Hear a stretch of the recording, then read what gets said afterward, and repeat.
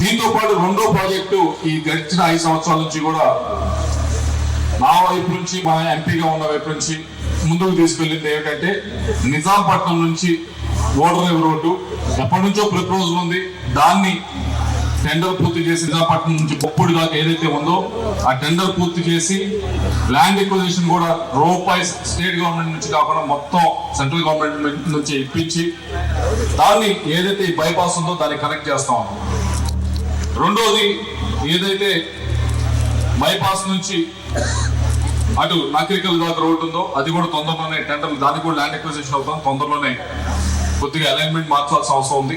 కాబట్టి ఈ రెండు బైపాస్, ఈ ఓడరేవు రోడ్డు రెండు పూర్తయితే పురుషోత్తపట్నం సంబంధించి మంచి లాజిస్టిక్స్ కి హబ్ గా అవుతుంది. ఏది వచ్చినా కానీ ఇక్కడ కంటైనర్ టెర్మినల్ కానీ ఇలాంటివి ఏర్పాటు చేయడానికి మంచి హబ్ గా ఇది తయారవుతుంది. ఉద్యోగాలు ఇక్కడ అద్భుతంగా వస్తాయని చెప్పి మీ అందరికీ తెలియజేసుకుంటా ఉన్నాను.